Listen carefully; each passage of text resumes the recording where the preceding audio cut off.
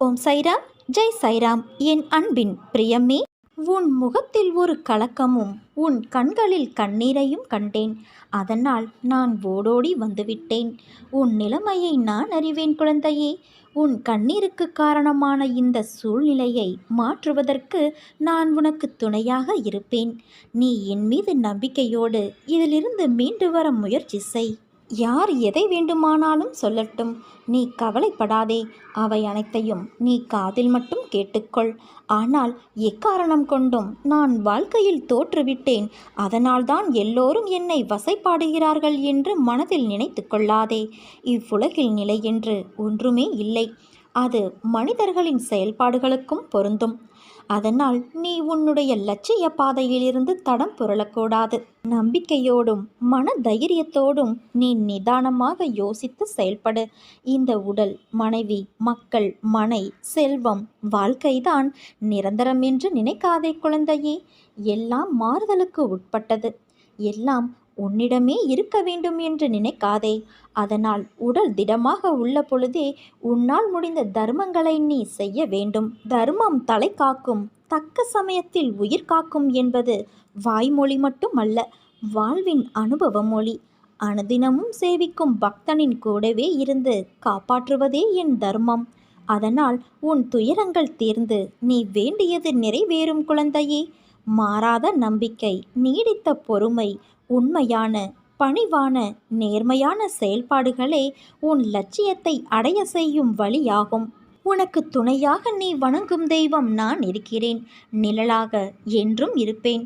நீ செல்லும் இடமெல்லாம் நான் இருப்பேன். உனக்கு எல்லா சூழ்நிலைகளிலும் நான் துணை நிற்பேன் குழந்தையே. என் வார்த்தைகள் மீது நம்பிக்கை வைத்து செயல்படு.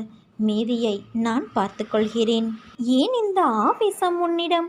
நீ சந்திக்கும் பிரச்சனைகளை நான் வேடிக்கை பார்த்து கொண்டு இருக்கிறேன் என்று நினைக்கிறாயா? என்னை நினைத்தாலே உன் கண்முன் நான் தோன்றுவேன். நீ அழைக்கும்போது நான் உன்னிடத்தில் இல்லாமல் இருப்பேனா? உன் சூழ்நிலைகள் உன்னை நிலை தடுமாற வைக்கின்றது. ஏதோ எண்ணங்கள் உன்னில் வட்டமிட்டபடி சுற்றி கொண்டு இருக்கிறது. புத்தியும் மனமும் நேராக இருந்தால்தான் எண்ணங்களும் சிந்தனைகளும் தெளிவாகும். நாம் செய்கின்ற காரியத்தின் அசைவுகள் என்னவென்று புலப்படும். புத்தியும் நிலையான நல்லதில் நிற்கும். மொத்தத்தில் வாழ்க்கை அழகான நிம்மதியின் பூங்காவனமாய் அமையும். உன்னிடம் நான் உன் ஆத்மாவாகவே உன்னிடத்தில் உன் மனதில் புத்தியில் வாழ்கின்றேன். நீ எதற்கும் கலங்காதே. உலகத்தில் என்ன மாறினாலும் நகர்ந்தாலும் நான் உன்னை விட்டு ஒருபோதும் அகலமாட்டேன். உன்னில் எப்போதும் நான் இருப்பேன் தங்கமே. நீ ஜெயமாக நல்ல ஆரோக்கியத்தோடு எல்லா செல்வ வளங்களையும் பெற்று சீரும் சிறப்புமாய் வாழப்போகிறாய். கனவிலும் நீ நினைக்காத வாழ்வை நான் உனக்கு அமைத்து தருவேன். நீ என்னை காண வந்தாய், மௌனமாக தரிசித்தாய். ஆனால் எதுவும் வேண்டும் என்று கேட்கவில்லை. உன் கண்களில் ஆனந்த கண்ணீர், மனதில் சிறு புன்னகை. அமைதியாக என்னை பார்த்து உனக்கு என்ன நன்மை எனக்கு செய்ய தோன்றுகிறதோ அதை உன் விருப்பப்படி செய் என்று நீ கூறிவிட்டாய். நிச்சயமாக உன் கனவுகளை நிறைவேற்றுவதில் நான் துணை செய்வேன். அது என்னவென்று நீ கூற வேண்டாம் குழந்தையே. அது விரைவில் நிறைவேறும். அப்போதே நீ அறிவாய். நீ நீண்ட காலம் நலமோடு வாழப்போகிறாய். நீ வாழும் வாழ்க்கைக்கு ஒரு நல்ல அர்த்தம் வேண்டாமா? உன்னை யாரும் பெருமையாக நினைக்க வேண்டாமா? உன்னை விட்டு போனவர்கள் மீண்டும் உன்னிடம் வந்து சேர வேண்டாமா? இது அனைத்தும் விரைவில் நிறைவேறும். ஒரு நாள் நீ சற்றும் எதிர்பாராத விதமாக ஒரு நல்ல செய்தி உன் வாயிற்கதவை தட்டும். எத்தனையோ முறை உன்னை வீழ்த்தி பார்க்க ஆசைப்பட்டார்கள், முடியவில்லை. உன்னை பற்றி இழிவாக பொய்யுரைக்க ஆசைப்பட்டார்கள், அதுவும் முடியவில்லை. ஆபத்து உண்டாக்க நினைத்தும் முடியவில்லை. இதற்கு என்ன காரணம்? உன் கர்ம பலன்களே ஒரு மிக முக்கிய காரணம். நான் உன்னுடனே இருப்பதை மறந்து இது போன்ற செயல்களில் ஈடுபட முயற்சி செய்கிறார்கள். என் அனுமதியின்றி உன்னை தொட முடியுமா? யார்தான் செய்வது? என்னதான் காரணம் என்று யோசிக்கிறாயா? வேறு யாரும் அல்ல, உன்னை சுற்றி நல்லவர்களை தவிர மற்றவர்களுக்கும் நீ இடம் கொடுத்திருக்கின்றாய். இதை தவிர உனக்கு நம்பிக்கை எதிலுமே இல்லை. முதலில் உன் மனதில் இருக்கும் குப்பைகளை மாற்றிக்கொள்ள பழகிக்கொள். பிறகு நடக்கப் போவதைக் கண்டு நீ ஆச்சரியமாக பார்ப்பாய். நான் உன்னை அழைக்கிறேன், விரைந்து வா. நான் அழைத்தால் மட்டுமே உன்னால் வர முடியும். எப்போது உனது காலடி என் இருப்பிடம் தேடி ஓடி வருகிறதோ அக்கணமே உன் கர்ம பலன்கள் விலகிவிடும். உன் கஷ்டங்கள் அனைத்தும் உன்னை விட்டு ஓடி ஒளிந்துவிடும். நல்ல நேரம் ஆரம்பிக்கும். வாழ்க்கையில் உன்னை உயர்ந்த நிலைக்கு நான் கொண்டு செல்லப் போகிறேன் குழந்தையே. உன்னுடைய எல்லா சுமைகளையும் என் மீது சுமத்திய பிறகு மீண்டும் ஏன் அதையே நினைத்து வருத்தம் கொள்கிறாய்? உனக்கு துணையாக நான் என்றும் எங்கும் இருப்பேன். நீ போகும் வாழ்க்கை பாதையில் மிருகங்களை விட மோசமான மனிதர்களை சந்திக்க நேரிடும். ஆனால் அவர்களைக் கண்டு அஞ்சாதே. நான் அவர்களை பார்த்து கொள்கிறேன். உன் இலக்கை நோக்கி நீ போய்கொண்டே இரு. உனக்கு துணையாக நான் நிற்கின்றேன். உன் மீது வீண் பழி விழுந்தாலும் கவலைப்படாதே. அவர்கள் அனைவரும் உன்னை வீழ்த்த வேண்டும் என்றே நினைக்கிறார்கள். அவர்கள் முன் உன்னை வெற்றி பெற வைத்து கம்பீரமாக நிற்க வைக்கவே நான் இங்கு போராடி கொண்டு இருக்கிறேன். அதனால் நம்பிக்கை இழந்து கலங்காதே குழந்தையே. என்னால் இதை செய்ய முடியாது என்று எந்த ஒரு காரியத்திலும் நீ நம்பிக்கை இழக்காதே. உன்னை வழிநடத்த நீ வணங்கும் தெய்வம் நான் இருக்கும்போது வீணான கவலை எதற்கு உனக்கு? உனக்கு நிச்சயம் வெற்றி கிடைக்கும். உன் அம்மாவாக அப்பாவாக நான் என்றும் துணையிருப்பேன். என் பரிபூரண அருளும் ஆசிர்வாதமும் அன்பும் பெற்ற என் செல்ல குழந்தை நீ. என் தங்கமே, உன்னை கீழ்த்தனமாக நடத்துபவருக்கு நீ நன்றி சொல்லத்தான் வேண்டும். ஏனென்றால் உன்மேல் இருக்கின்ற முன்ஜென்ம கர்மம் என்கின்ற அழுக்கினை அவர்கள் சுத்தம் செய்கிறார் என்பதுதான் உண்மை. இன்னும் சில நாட்களில் அனைத்தும் மாறும். ஏனென்றால் சமீபத்தில்தான் நான் உன்னை சந்தித்து அதை உன்னையும் உணர வைத்து உனக்கு ஆசி வழங்கியிருக்கிறேன். யார் உன்னை வெறுத்தார்களோ, யார் உன்னை உதாசீனப்படுத்தினார்களோ, யார் உன் நம்பிக்கையை கெடுத்தார்களோ அவர்களின் தலைக்கணம் இன்னும் சில நாட்களில் மண்ணோடு மண்ணாகிவிடும். அவர்கள் முன் நீ மேன்மேலும் வளர்ச்சியடைந்து உன் வாழ்வில் வெற்றி பெறப்போகிறாய். கவலைப்படாமல் இரு. உனக்கு துணையாக நான் இருக்கிறேன். கோபம் வேண்டாம் குழந்தையே. உனக்கு வரும் அனைத்தையும் நீ வணங்கும் தெய்வமான நானே ஏற்பேன். என் அனுமதி இல்லாமல் உனக்கு எதுவும் நடக்காது. அனைத்தும் இன்னும் சில நாட்களில் பொடி பொடியாக போகிறது. உன் மனம் தெளிவாகும். நீ இழந்ததையெல்லாம் மீண்டும் பெறுவாய். என் செல்ல பிள்ளையான உனக்கு குறைகள் ஏற்படாமல் நான் பாதுகாப்பேன் குழந்தையே. உன் வாழ்க்கை வண்ணமயமாக மாறப்போகிறது. இது அருள் வாக்கல்ல, என்னுடைய சத்திய வாக்கு. உன் குறிக்கோளில் நீ உறுதியாக இரு. அதை பலவீனமாக்க உன்னை சுற்றி நடக்கும் நிகழ்வுகளை பெரிதாக எடுத்துக்கொள்ளாதே. உன் எண்ணம் செயலில் உறுதியாக இரு. தன்னம்பிக்கையோடு துவங்கு. நான் உற்ற துணையாக உனக்கு எப்போதும் பக்கபலமாய் இருப்பேன். என் அனுமதி இல்லாமல் உன்னை துன்புறுத்தி பார்க்க ஆசைப்படுபவன் என்னை துன்புறுத்தி பார்ப்பதற்கு சமம். நான் உன்னோடு இருக்கையில் எதற்கும் கடுகளவு கூட நீ ஒரு நாளும் கலங்காதே. பொறுமையாக இரு. நான் இருக்கிறேன். நீ செய்யும் நல்ல காரியங்களும் பிறரிடம் காட்டும் பரிவும் செலுத்தும் அன்பும் நல்ல எண்ணமும் பல்கி பெருகி மீண்டும் முன்னிடமே திரும்பி வரும். அடுத்தவரை பற்றி நீ நினைக்கும் விதத்திற்கு நீயே காரணம். அதற்கு அவர்கள் பொறுப்பல்ல என்பதை நினைவில் கொள். உன் எண்ணங்கள் மறு உருவாக்கம் செய்யப்படும். உன்னுடைய மௌனமான எண்ணங்களையும் உணர்ச்சிகளையும் குறிக்கும் உன் அகம் சார்ந்த பேச்சு உன்னிடம் மற்றவர்கள் நடந்து கொள்ளும் விதத்தில் வெளிப்படும். அனுபவிக்காமல் கர்மவினை தீர்ந்து போகாது. ஜீவர்களின் கர்ம பாசம் எவ்வளவு பலமானதாக இருந்தாலும் என்னை சரணடைந்தவர்களின் தீவினைகள் சிலந்தி பூச்சியுண்டாக்கும் கயிறு போல பலவீனமாகிவிடும். ஏதோ ஒன்றை அடைவதில் மட்டும்தான் நிம்மதி கிடைக்கும் என்று நினைக்காதே. சிலவற்றை இழந்தால் கூட நிம்மதி கிடைக்கும். நீ எவ்வளவு பிரார்த்தனை செய்தும் உனக்கு ஒரு பொருள் கிடைக்கவில்லை என்றால் அது உன் நல்லதிற்காக மட்டுமே இருக்கும் என்று நீ ஏன் நம்ப மறுக்கின்றாய்?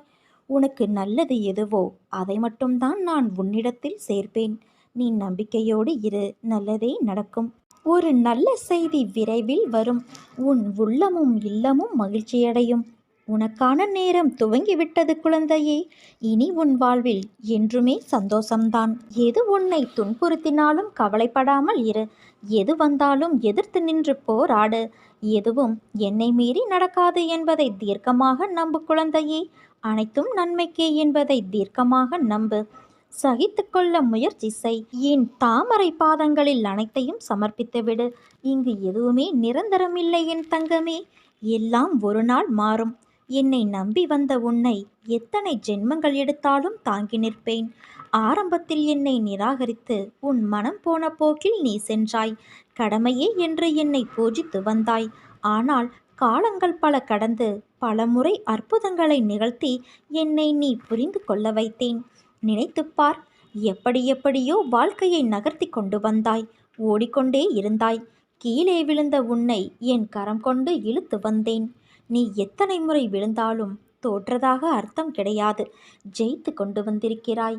இதை என்றும் நீ நினைவில் கொள். பல பேர் வாழ்க்கையை வாழ்வதற்கு தைரியம் இல்லாமல் இன்றும் பல துயரங்களை அனுபவித்து வருகின்றனர். ஆனால் நீயோ அனைத்தையும் கடந்து நானே கதி என்று என்னை நம்பி என்னிடத்தில் பொறுப்புகளை ஒப்படைத்து சதா சர்வ காலமும் என்னை விடாமல் பூஜித்து கொண்டு இருக்கிறாய். உன்னை நான் எப்படி கைவிடுவேன்? உன்னை வழி நடத்தும் ஆசான் நான். உன்னை வாழ்க்கையில் உயர்த்துவது என் கடமை. உனக்கு துணையாக நான் இருக்கிறேன். நம்பிக்கை இழந்து விடாதே. அனைத்தும் என்னையே சேரும். எதுவாக இருந்தாலும் என்னிடத்தில் சொல்லிவிட்டு செயல்படு. என் பரிபூரண ஆசிர்வாதம் உனக்கு எப்போதும் உண்டு. உன் கரும பலன்களை விலக்கி உன்னை வாழ வைப்பது என் பொறுப்பு. தேரோட்டுபவன் திறமைசாலியாக இருக்கும்போது தேரில் அமர்ந்து இருப்பவர் ஏன் சஞ்சலப்பட வேண்டும்? என்னில் சரணடைந்தவர்களுக்கு அவர்களுடைய தேவைகளை பூர்த்தி செய்வது என்னுடைய கடமையாகும். உன் மனபலம் இழந்துவிட்டால் உன் உடல் பலம் ஒன்றுக்கும் உதவாது. அதனால் தைரியமாக இரு. நீ எப்போதும் தன்னம்பிக்கையோடும் இரு. உன் பிரார்த்தனையாலும் பொறுமையாலும் நீ எல்லாவற்றையுமே மாற்றலாம். அதற்கான சக்தி உனக்கு உள்ளது. நான் அதை உனக்கு கொடுத்து கொண்டு இருக்கிறேன். நீ நம்பிக்கையோடு இருக்க வேண்டும். என்னை மனதில் நினைத்துக்கொள். எல்லாமே உனக்கு சரியான நேரத்தில் உன்னிடம் வந்து சேரும். அப்போது நீ என்னை உணர்ந்து கொள்வாய். பள்ளத்தில் இருக்கிறோமே என்று பதறாதே. சொடக்கு போடும் நேரத்தில் உன்னை உச்சாணி கொம்பிற்கு கொண்டு வந்து விடுவேன். நீ எதற்குமே கலங்காதே. உனக்கு யாரும் இல்லை என கவலைப்படாதே. உனக்கு துணையாக நான் இருக்கிறேன். இனி நீ கேட்டது கிடைக்கும். நினைத்தது நடக்கும். எதிர்பார்க்கும் மங்களகரமான நிகழ்வுகள் உன் வீட்டில் நடைபெறும். எந்த மனது நல்லது நினைக்கிறதோ அந்த மனதிற்கு நல்லதே நடக்கும். எந்த மனிதன் மற்றவர்களும் நன்றாக இருக்க வேண்டும் என்று நினைக்கிறானோ அந்த மனிதன் நன்றாகவே இருப்பான். இதை பின்பற்றினால் உன் வாழ்க்கையும் சிறக்கும். நீ நம்பிக்கையோடு இரு. நல்லதே நடக்கும். என்னிடம் நீ எதிர்பார்க்கின்ற வாழ்க்கையை ஒருபோதும் கேட்காதே. அதற்கு பதிலாக உனக்கு பிடித்த வாழ்க்கையை தாருங்கள் என்று என்னிடம் கேட்டுப்பார். அங்கே கிடைக்கும் நீ எதிர்பார்த்ததை விட அதிகமாக. சந்தோஷம் நிம்மதியும் நிறைந்த வாழ்வு உனக்கு கிடைக்கும். முதலில் நீ பொறாமையை வென்றுவிடு. நீ வெறுப்பு வைத்துள்ள மனிதர்கள் வளம் பெற்றால் உனக்கு என்ன நஷ்டம் ஏற்பட்டுவிட்டது? ஆனால் நீயோ இந்த விதத்தில் சிந்திப்பது கிடையாது. கேடு செய்த அவர்களுக்கு மட்டும் நல்லதாகவே நடக்கிறது என்று ஏன் பொறாமை கொள்கிறாய்? அவனுடைய கர்ம பலன்களால் அது அவனுக்கு கிட்டியது.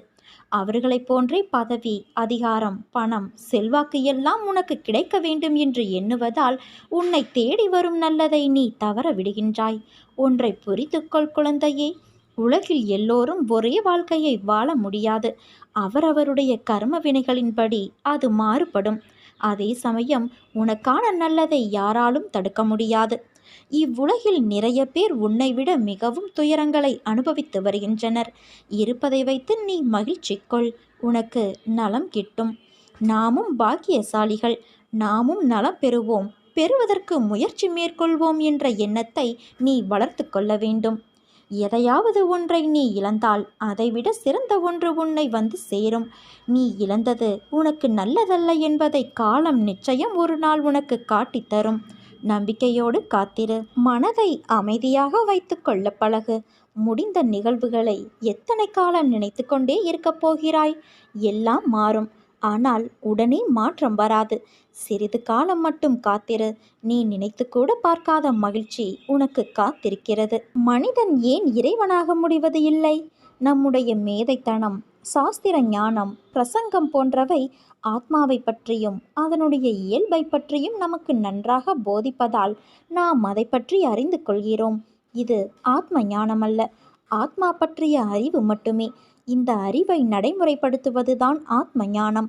அதை நடைமுறைப்படுத்த வேண்டுமானால் அதை தவிர வேறு எண்ணங்கள், ஆசைகள் மனதில் இருக்கக்கூடாது. பாவ காரியங்களில் ஈடுபடக்கூடாது. எந்த பந்தத்திலும் சிக்கி கொள்ளக்கூடாது.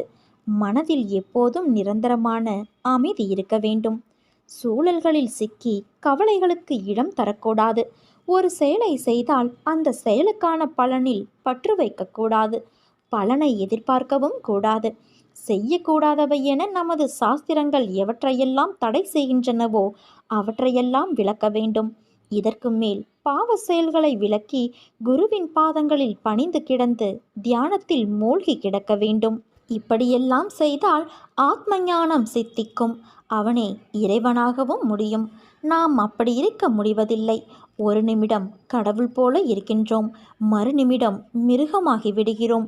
கடவுள் பாதி மிருகம் பாதி சேர்ந்து செய்த கலவைதான் மனிதர்கள். நீ எப்போதும் கடவுளின் குணம் கொண்டவனாக இரு. அதுதான் உனக்கு நல்லது. உன் வாழ்வில் நீ படும் வேதனைகள் அனைத்தும் பொடி பொடியாக உன்னை விட்டு நீங்க போகிறது. நீயும் உன் வாழ்வில் படிப்படியாக முன்னேறி வருவாய். என் ஆசிர்வாதம் என்றும் உனக்கு நிலைத்திருக்கும். உன் மனம் என்பது எப்போதும் ஒருவித அச்சத்திலேயே உள்ளது. என்ன நடக்குமோ ஏது நடக்குமோ என்று எப்போதும் சிந்தித்து கொண்டு இருக்கிறது. என் பார்வையில் நீ இருக்கும்போது எல்லாமே நல்லதாகவே நடக்கும். இனி நடக்கப் போகும் சில நிகழ்வுகள் அச்சத்தை போக்கும், உன் கவலையை தீர்க்கும். அதிகப்படியாக சிந்தித்து எதையும் குழம்ப வேண்டாம். உன்னோடு உனக்கு துணையாக நான் இருக்கிறேன் என் செல்வமே. யாருக்குத்தான் கஷ்டங்கள் இல்லை, யாருக்குத்தான் துன்பங்கள் இல்லை? எல்லாம் கர்ம பலன்களின் ஆதிக்கம். பொறுத்திரு, கொஞ்சம் காத்திரு, அனைத்தும் நடக்கப் போகிறது. துன்பங்கள் உன்னை விட்டு அகலப் போகிறது. உன்னை நான் உயர்ந்த நிலைக்கு கொண்டு வருவேன் குழந்தையே.